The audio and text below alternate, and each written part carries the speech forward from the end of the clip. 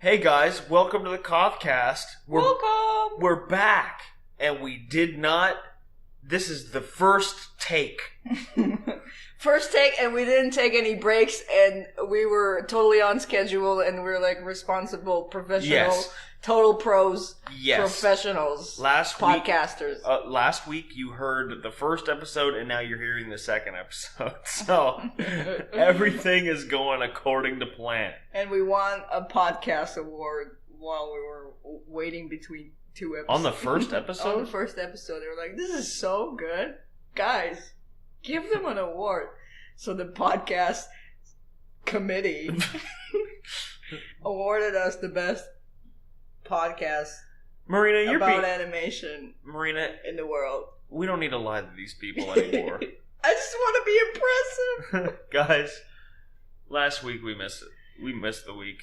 We weren't feeling well, okay? Yeah, we got a little fricked up from the... You know what we're just going to say? We got fricked up from the second vaccine. Crazy flu-like symptoms. And I had other symptoms. Okay, guys. Moving on.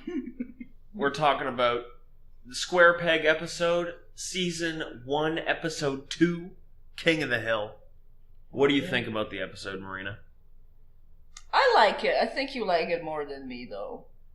Yeah? Yeah. You're not a big fan? It's okay. Like, I enjoy it, but like it's not in my favorites. It's not my favorite like subject. It kind of like it kind of bums me out a little bit. Yeah, why does it bum you out? Well, I don't know. Like, I know it's the mid-90s and like these kind of like topics are kind of old now, but I think they were like taking a big risk like talking about it like that. You think so? I think so, yeah. Okay. I mean, it's pretty honest how like they're like repressed and proud of it, kinda, and it's a little sad. It's almost like they're celebrating ignorance, but like I know they like turn it around in the end, but it's like an existing thing. Yeah. What do you mean it's an existing thing? Like the repression. Yeah. The sexual shame. Yeah. Well, it's funny though, and they satirize it obviously, and like of course it's like a big part of like Hank, how he's I'm uncomfortable, and it's funny how like Hank is kind of the villain and Peggy is the hero because she wants to be better. Yeah, she wants to like she doesn't like how she didn't know stuff growing up about it. Mm-hmm. So she thinks that she can be like the shepherd of sexual education for the next generation. And Hank is actively pushing against it. The guys in the alley are like pushing it against it, especially Dale. And he's doing it like for selfish reasons too. It's because he's uncomfortable and he wants like, I don't know, that's his, like he doesn't want to like confront his discomfort, so he like kind of takes it out on Bubby. Yeah, he does take it out on Bobby and Peggy. Yeah. And like he's not like dealing with his anger towards it in a healthy way, that's for sure. Yeah. Here, let's try and get through the beginning here of the episode, talking about the beats. So, we establish... Yeah, talk about... Okay. So, we start the episode. Peggy is looking at some papers. She's grading papers. Hank is in the other room. His back is all fricked up. So, she comes out and puts some icy hot on it. Bobby enters the room with a permission slip for sexual education. Hank freaks out. He's like, huh, what? He's like taken so off guard by it. And Bobby's like, yeah, it's part of a new standardized education system coming out of Washington. And then Hank's like, Washington? Go to your room. Like, just... That's so funny, like, the Washington is offensive to him. Yeah. Get out of here.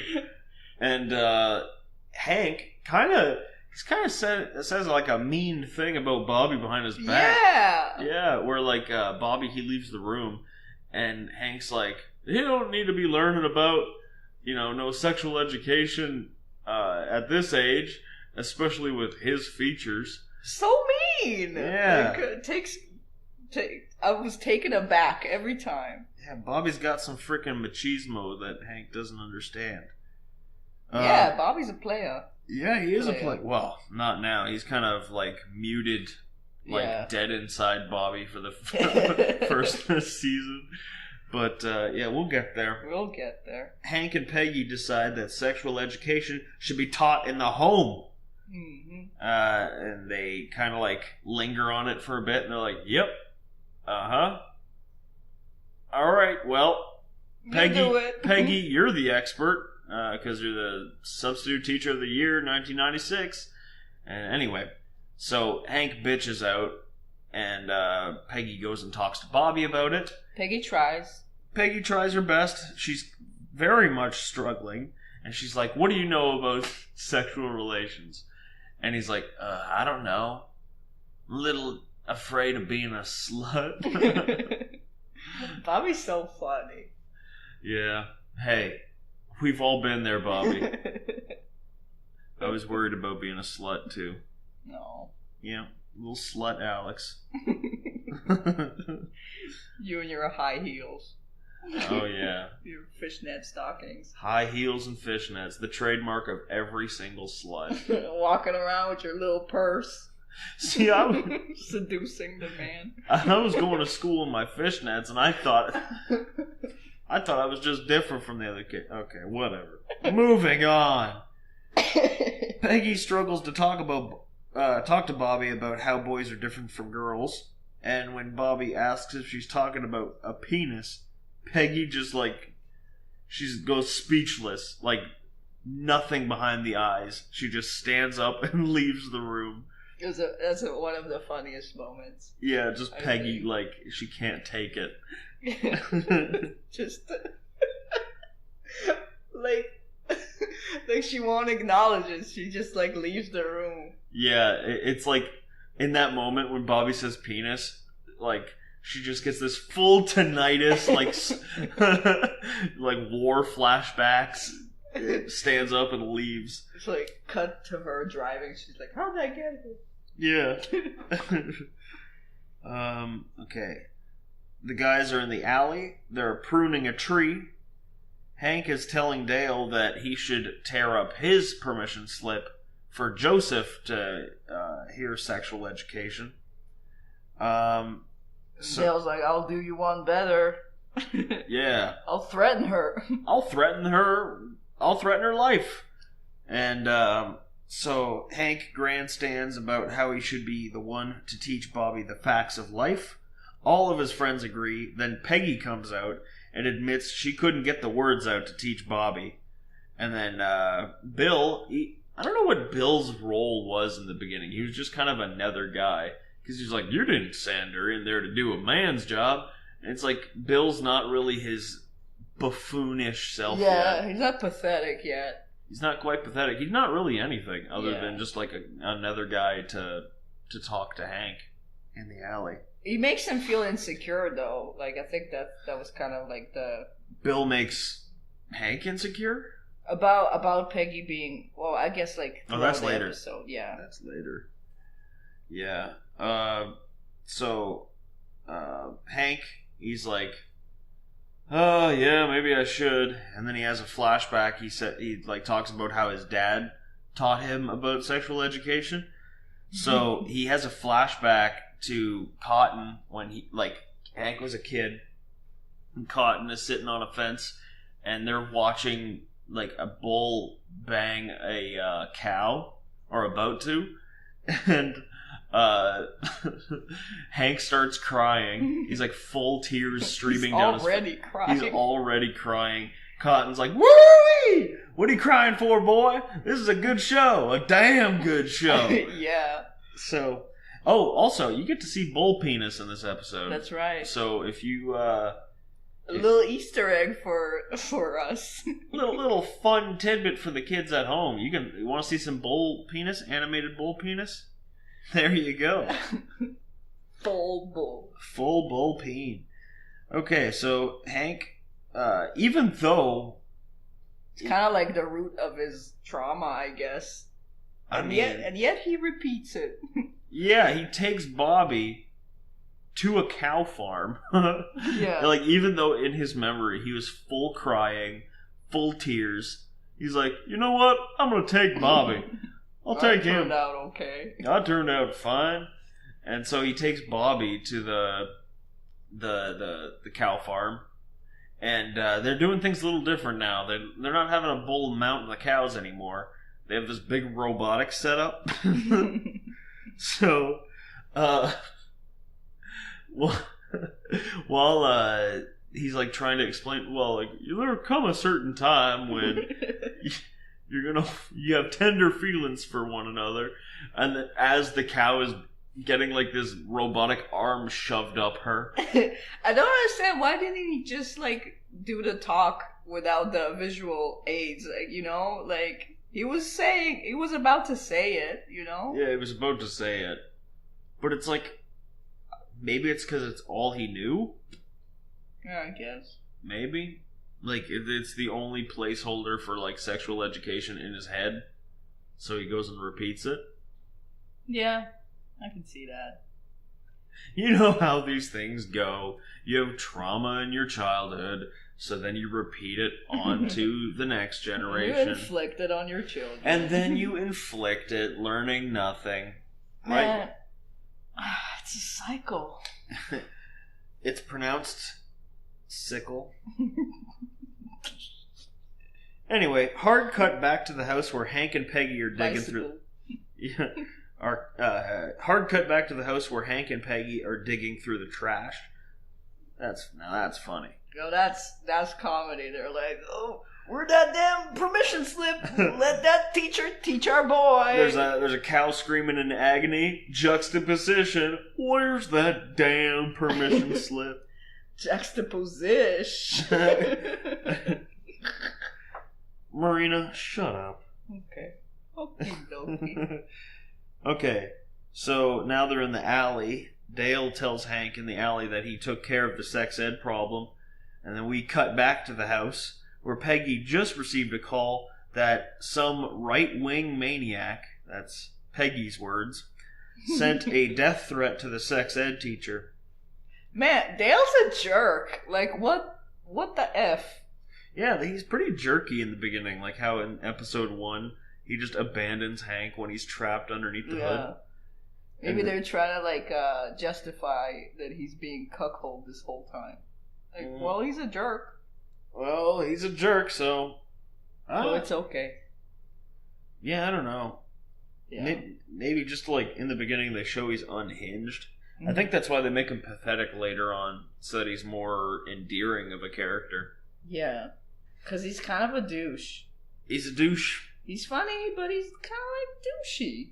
So Hank is thinking, since the sex ed teacher's gone, he's like, well, I guess we don't have to worry about this ugliness anymore. And Peggy's like, nuh-uh. They got the substitute teacher of the year to teach sex ed. Hank's like, 1995? And Peggy's like, 1996. And then Hank cringes, and that ends the scene. Commercial break. And we watched the commercials. So then we watched a full 40 minutes of commercials. And then we bought all the products. And we bought every single product.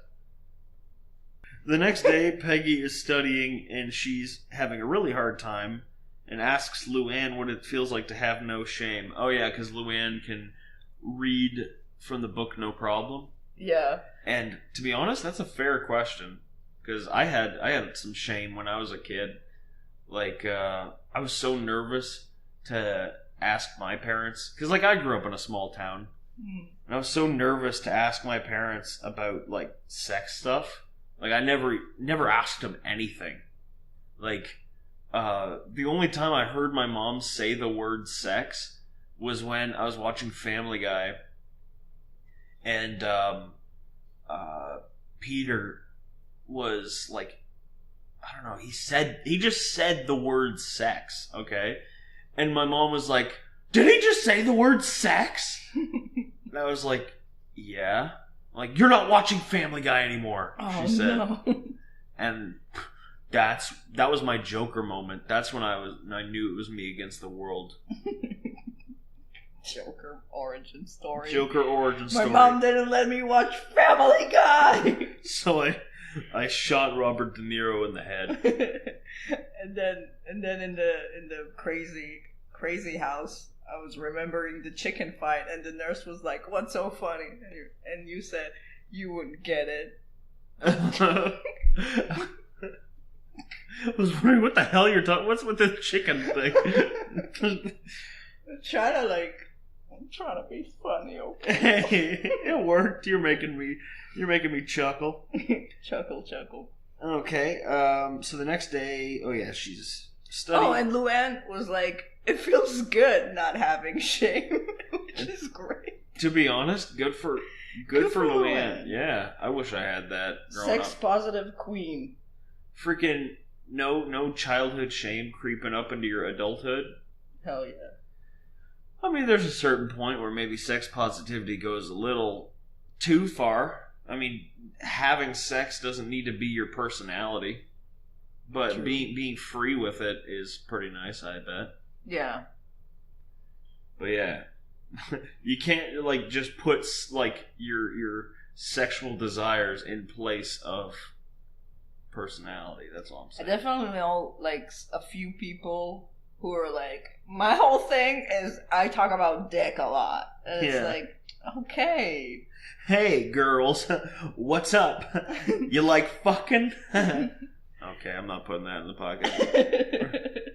Guys, I said something cringe, so we cut it right there.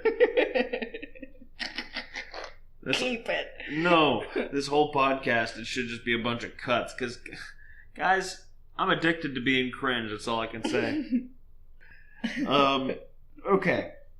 So, Peggy has a flashback of when she was a kid, and her mom's teaching her about the loveliness of woman. It's a book, and, it's all pictures of flowers. Yeah. Which, like, I guess. I never got the comparison of vagina to flower. You know? I mean, like, are they supposed to be... Aren't flowers basically vaginas? Actually, yeah, I get the comparison now. Yeah, because like a fruit... A fruit is the baby, right? No, that's like an ovary. Oh, okay. So I think it's an baby? ovary. The baby's the next flower? Oh, it's the seed, yeah. The seed, I guess. Yeah. Huh. Alright, well, we solved that. We solved that now problem. We know. Okay, let's see, where can we move? Oh, Hank walks in and overhears Luann read from the book, and he gets really mad about the cross-section of a uterus in the book. Cut to Bobby and Joseph. Bobby's giving Joseph all of his toys, because after sex ed, he's going to be too busy dating. And Joseph's like, who are you going to date? And then Bobby's like, I don't know. Whoever wants to have sex with me. It's like, damn, Bobby, that's a pretty open statement. Gotta say that. Pretty funny, though. Yeah, it's a funny moment. It's a 12-year-old saying that. Like a chubby little doughy. Chubby little dead inside boy. Yeah. Alright, so Hank reveals to the boys in the alley that Peggy is the new sex ed teacher. The boys all cringe. Okay? Mm-hmm. Bill starts monologuing about like how Peggy is gonna know so much more in the bedroom, which is, it's weird. Like the guys in the alley, their misconception about sex ed is so weird to me, because they're treating it like Peggy's gonna teach all these kids how to like how to do dirty shit. Yeah. Like the only one that's here's cool how you about it is butt. Boomhammer. Boomhammer. Boomhammer. Yeah, Boomhammer's chill about it. Yeah. Because he's the one who actually bangs people. Yeah, I feel like he's the one without like kind of like man, I don't know, maybe he just doesn't express it, but it doesn't seem like he has too many hang-ups about it. Yeah, Boomhauer is sex positive. Like Luann. Yeah.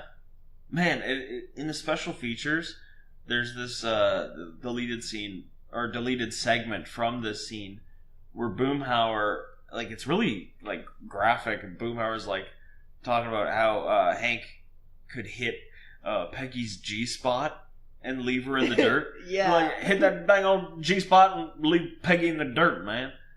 And I was like, jeez, okay. I can see why they deleted that scene. Yeah, it's a bit much. A little bit much. Because, But yeah, basically, like, Bill, he just says, like, oh, well, a woman who knows is the toughest customer. And it's like, ugh. That's like, kind of hateful. Yeah, how so? It's like misogynistic. It's like, oh, she's a whore. You're not good enough to her. It's like, isn't it kind of shitty to say? I mean, it does that thing where it's.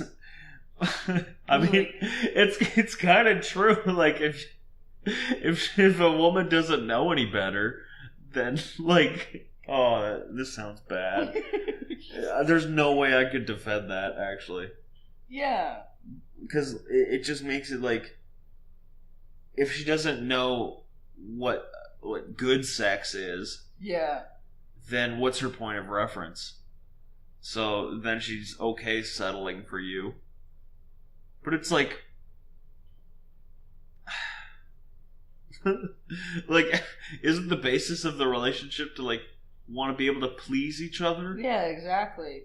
I feel like Bill's role in that, like, he's like voicing like any insecurities that guys would have about it, kind of. Yeah. Like both Dale and Bill. That's true. Yeah. That's true. Dale's like active. And it cuts, like, I think right after to like Hank is like looking at one of Peggy's books, and it says like the male genitalia, and it's a fold out kind of thing. Oh yeah, it's like, and it's like 4 pages. Like, why? He's like, what? Like he's like, you get the sense that he's feeling like a little insecure. Yeah. Yeah. And that's why he's kind of like being worse about it. But why does that magazine need to have an 8-page fold out of a penis? You know, like, how big does this penis diagram need to be? Right? Like, I mean, there's a urethra there. There's like the cells that fill up with blood. It's like, I don't know. It's almost like dick lungs. Yeah, it's like a sponge. Yeah, your dick has like lungs in it that fill with the blood. Your dick and your lungs? They're ballasts. That's what it is. That's the word. Ballasts. Yeah. I don't know that word. Yeah. Well, I guess I just know words that you don't know. I'm so good at words. Okay. Show off. Yep. Okay, moving on. We're at the baseball game. Peggy's talking to the moms, and Peggy's like a little insecure. She's like, did you hear that they want me to teach this sex education stuff to our kids? And then the ladies are like, just, oh, we know that you won't do it, Peggy, because you're good, type shit. And they insult her intelligence. They're like, we know you're not going to be, like... putting intellectual hooey over common decency. Yeah, and Peggy she don't like that because Peggy, like, thinks of herself very highly. And also, I feel like when her friend is telling that story... Oh my god. About her husband doing her business on her. Oh yeah, they were talking about the loveliness of woman. They're like, just show everyone the loveliness of woman. And then Bonnie is like, oh, I love that book. Every time my husband crawls on me at night and does his business, I just think back to all them pretty flowers. And Peggy's like, oh, Bonnie, you poor woman. Yeah.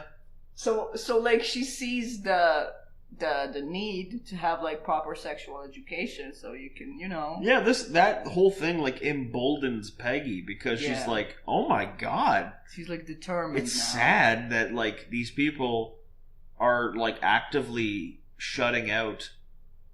You know, you were talking about before how this episode is kind of outdated. Mm-hmm. I don't think it is. I think it's like a good reminder of how far we've come. Because, like, yeah, this episode, if it came out today, it's not really relevant, but in this time period, 1997, yeah, it's like, there was still a lot of repression back then. Yeah, it feels like it's like from the 50s style repression, kinda. Okay, so Bonnie has a terrible life. Oh yeah, because her husband's banging her and she's thinking about flowers. Dooley sits next to Bobby on the bench and he says, "Your mom's the new sex ed teacher." "I know." "We're gonna get to see her boobs." "So?" Another. That's the best part. That's the best joke of the episode. Yep. 100%.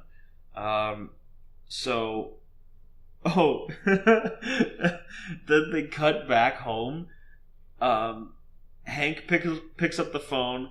It's Dale. He's like, "You don't know who I am, but I know where you live, sex ed teacher." And then Hank's like, "Dale?" He's like, "Oh, Hank, could you put Peggy on?" He's like, "Sure, 1 second. Peggy, it's Dale." Gives Peggy the phone. Same speech. And then Peggy's like, "Hello, Dale." And he's like, "You don't know who I am, but I know where you live." So that's also a great joke. Yeah. Is it That's better? such a good Dale impression. I think you said that in the first episode too. Oh, really? You need to compliment me on my Dale impression every single KOTH. It's a very good one. Like, it's spot on. Thank you. I think it's spot on. Thank you, darling. I love you. Leave a comment if you disagree. Leave a comment if you want to, I don't know, die.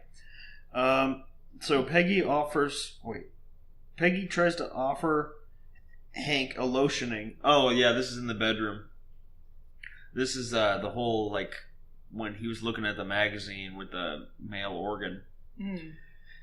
So, Hank is getting he's like fully cringed out. He can't take it anymore. They're going to bed. Peggy comes out with some Pretty Feet and Hands. It's a brand of lotion. Mm-hmm. And she's like, "Hank, would you like me to rub some Pretty Feet and Hands on your elbows?" And he's like, "Isn't that just for your feet and hands?" And anyway, the whole thing is Peggy trying to like loosen up Hank for like an intimate moment so that he would let his guard down so that they could have like a talk, like a sensible talk about this. Mm-hmm. Like before we were talking and we were like, was she like hitting on him? Was she like trying to get freaky? I don't think she was trying to get freaky. I think she was just trying to like knock down his barrier, lotion him up a bit, have like a tender moment so that they could have a sensible talk, right? Mm-hmm. Agreed? Yeah. I feel like Hank like also like in the beginning he like pulls out his back because he's very stiff. And it just like goes to show, it like illustrates Hank stiff. I didn't think about it like that. That's interesting. Yeah. I'm glad that clicked now. Mm-hmm. Thank you for saying that. No problem. That Hank is just a full-on stiff. Yeah. So that they made his back all fricked in the beginning. Mm-hmm. There's a lot of stuff that, like, his urethra, too, like how he... Oh, yeah. How he only, like, loosened up to have, like, a sensible load. when he had a sensible load. But that's in the show. Yeah, he was only not uptight one time, and that was the bust to create Bobby. Yeah. Good on you, Hank. You got one moment. You got it. Anyway, Hank, he will not let up. He doesn't want to be lotioned. He is like pushing back. So Peggy has like a full fuck you moment, and she's like, "You know what? I'm teaching that class because these kids need to know." Like she's full on like, "I see how cagey Hank is being right now, so I want the kids to not be like that in the future. So fuck you, Hank. I'm teaching this shit." It's also Hank. Peggy. Peggy's like, "I'll do what I want because I'm Peggy Hill." And, it's kind of, she's not her arrogant self yet, but there is like the roots of it in it. Like, it's in her character. It's like they didn't have it planned, but they saw, like, oh, this is where we can take Peggy. We can make her, like, you know, the overconfident woman. Mm-hmm. Which is great. Yeah. Okay, so then this leads to Peggy having a montage of training for sex ed class, like trying to say the words with Luann. You know, Hank is like on a cringe spree. He's like trying to prune the tree to death. So now, after that whole montage of Peggy training, she can finally say all the sex ed words. And Hank gets angry, comes into the bathroom after she screams the word vagina, and rips the permission slip up. 1 second. Bless you. Oh my God! Thank you. And thank you to everyone at home who said "bless you" to their monitor, to the monitor or phone or whatever you're listening to this on. Another thing, like, Peggy goes from not being able to hear the word penis to, like, having sex toys in her bag. Like oh, she really does a 180. Yeah, she goes to school and her bulging bag, which she never opens. Like, I guess it's like the Pulp Fiction thing where you don't know what's in the briefcase. Yeah, but it propels the plot forward. Yeah, her bag starts vibrating, and she's like, oh my, and turns it off. It's like, why are you bringing a freaking full-on vibrator to class? Did they bring sex toys to your class? No. No? They didn't bring any, like, accessories. They just, like, I guess they, like, they were giving away tampons and, like, maxi pads and stuff, but, like, not condoms or stuff, but, like, we're too young for that. They brought in a wooden penis for us that was like, it was like so obviously not a sex toy because it was wooden. Yeah, it's, for one thing, wooden. No varnish. It was just like full on splintery mushroom. No varnish. Yeah. You sound like Hank. No varnish. Well, I'm just saying, like, there's nothing that could possibly be slick about this thing. It looked full on Splinter City, yeah. Raw wood, raw timber. Mm-hmm. Yeah, and they put a condom on it. Sexy. You gotta pinch the tip and pull the, you know, that whole bit. Okay. So, which is good, like, if you, like, because they never, like, anywhere else, they don't really tell you how to put a condom on. Like, is that on the box or something? Like, that you, no. The air will blow it up? No. I bet, like, a bunch of people got pregnant like that. Because they just didn't know. Just putting it on. They thought they were being safe and they didn't know. Whenever I use condoms, I blow it up beforehand and I keep as much of an air bubble in it as possible. I don't want to touch anything. And then I'm like shoving the bubble in there. The balloon. Like, oh yeah! The air pressure feels nice. Yeah. Cringe. So while Peggy's now at school, she's like all nervous trying to teach. Hank took Bobby to work with him. Okay? And fun fact about this episode, remember how we said we wanted to count every time they utter the word propane? Yeah. Square peg, 0. 0 mentions of the word propane. Damn. You don't even see it written. We're not going to be counting the written times that they say propane or that it's on screen. Because every time they would show the outside of Strickland propane, there would be like 3 on the counter. It's just every time they say it. Neither. Mm-hmm. No mention of propane in this episode. Fun fact. Anyway, Hank takes Bobby to work with him.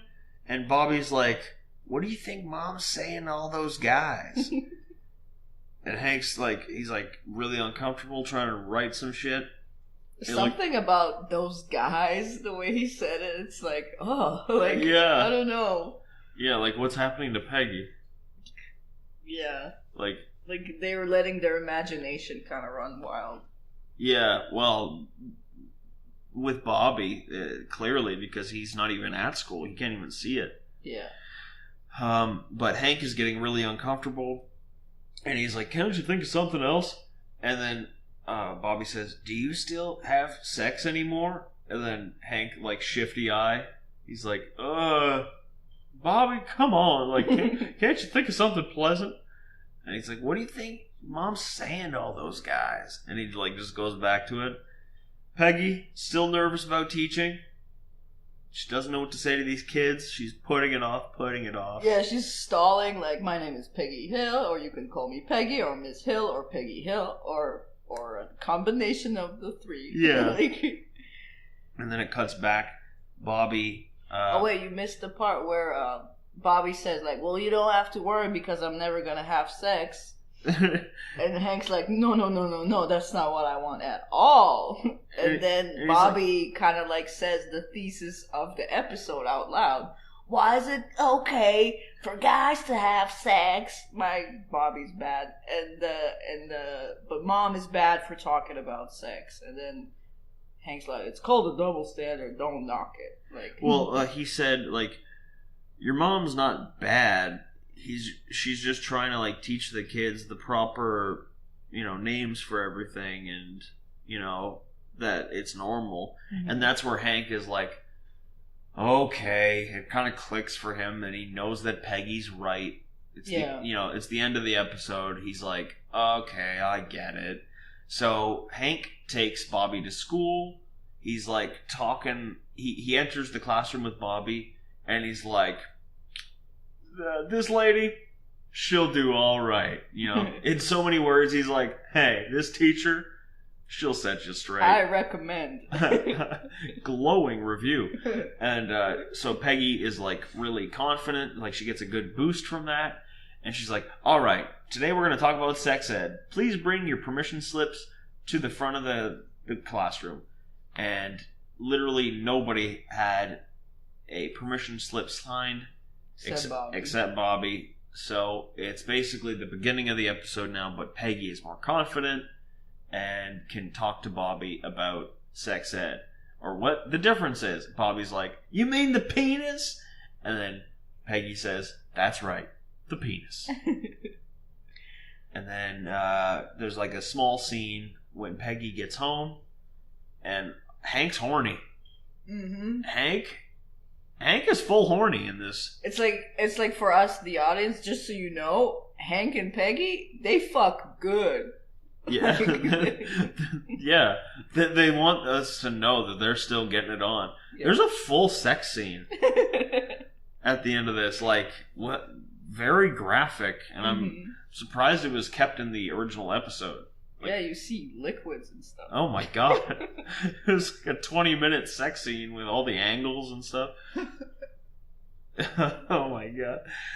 Anyway, so they're like making sweet tender love on the floor, and then Dale closes out the episode by calling, and he makes another threat on Peggy's life. Yep. So, Good old Dale. Making terrorist threats. Right-wing maniac. Yep. Their words, not mine. Their words, not mine. Guys, if we ever mention something like that, like, I don't know, right-wing, left-wing, nut job or whatever, it's because the show is, like, satirizing the character in that way. And so for us to describe him in that way, it's appropriate for the episode. Because that's who the character is. Like, also, we're Canadians. We don't know anything about American politics. Are you kidding me? Are you kidding me, Marina? What? We are so exposed to everything American. Like, all of my TV growing up when we had cable, like, all the cable was American cable. I know, but I feel like I'm getting just like a very cartoonish like view of it. I don't know the nuances, and it's like it's so big. Like every state has its own thing, every county has its own thing. Like that's true, but I don't know. Here's the thing: is King of the Hill?